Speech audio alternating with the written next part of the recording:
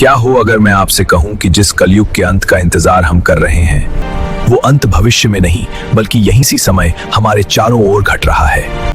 हो सकता है आप इसे कहानी समझें या अंधविश्वास कह दें, लेकिन हमारे प्राचीन ग्रंथों में लिखी गई कुछ बातें आज की घटनाओं से इतनी सटीक मेल खाती हैं कि उन्हें नजरअंदाज करना अब मुश्किल होता जा रहा है। हम रोज इन संकेतों को देखते हैं पर समझ नहीं पाते। आज इस वीडियो में हम उन संकेतों को एक एक करके समझेंगे जिन्हें सदियों पहले लिख दिया गया था और जो अब हमारी आंखों के सामने सच बनते जा रहे हैं। हमारे शास्त्रों में समय को सीधी रेखा नहीं बल्कि चक्र माना गया है। सतयुग, त्रेता, द्वापर और कलयुग। हर युग का अंत अचानक नहीं होता बल्कि धीरे धीरे होता है। इसे संधि काल कहा जाता है, जब पुराना युग टूट रहा होता है और नया युग आकार ले रहा होता है। ग्रंथ बताते हैं कि इस काल में समाज भ्रमित होता है, सत्य और झूठ के बीच की रेखा धुंधली हो जाती है और मनुष्य भीतर से खोखला होने लगता है। क्या आज का समाज वैसा ही नहीं दिखता? कुछ ग्रंथों में लिखा गया है कि जब युग परिवर्तन निकट होगा तो संकेत किसी राजा, युद्ध या आकाश से नहीं बल्कि पवित्र स्थलों से मिलने लगेंगे।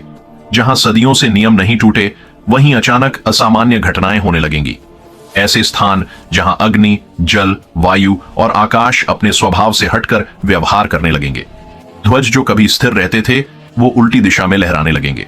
पक्षी जो कभी मंदिरों के ऊपर नहीं उड़ते थे वो मंडराने लगेंगे। ये घटनाएं डराने के लिए नहीं बल्कि चेताने के लिए होती हैं, लेकिन असली संकेत बाहर नहीं हमारे भीतर दिखाई देते हैं। शास्त्रों में लिखा है कि कलयुग के अंतिम चरण में सत्य बोलने वाला कमजोर माना जाएगा, दिखावा ज्ञान से बड़ा हो जाएगा, धर्म व्यापार बन जाएगा और रिश्ते स्वार्थ पर टिके होंगे। आज इंसान की पहचान उसके चरित्र से नहीं उसके बैंक बैलेंस से होती है। विवाह पवित्र बंधन नहीं एक समझौता बन गया है। माता पिता बोझ समझे जाने लगे हैं और जो सच बोलता है वही सबसे ज्यादा अकेला रह जाता है। क्या यह वही दुनिया नहीं जिसमें हम जी रहे हैं? ग्रंथों में एक और चेतावनी दी गई थी, जब युग अंत के पास होगा तब सबसे अधिक नुकसान ज्ञान के नकाब में छुपे अहंकार से होगा। जो खुद को संत कहेंगे वो सत्ता के पीछे भागेंगे, जो धर्म की बात करेंगे वही सबसे बड़ा विभाजन करेंगे। ज्ञान भोजन बन जाएगा और करुणा दुर्लभ। आज जब हर कोई गुरु है, हर कोई ज्ञानी है, तो क्या सच्चा ज्ञान खो नहीं गया?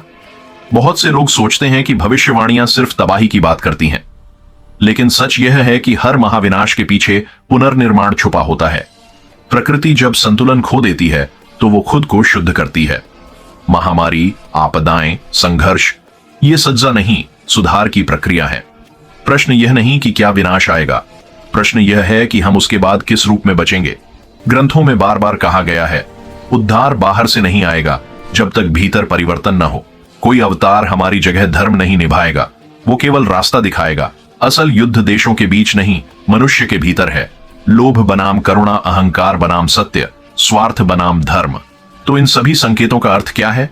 डर नहीं, यह एक आह्वान है जागने का, सच को देखने का और धर्म को कर्म में बदलने का। हो सकता है हम इतिहास के सबसे बड़े मोड़ पर खड़े हों। सवाल यह नहीं कि युग बदलेगा या नहीं, सवाल यह है जब युग बदलेगा तब आप कौन होंगे?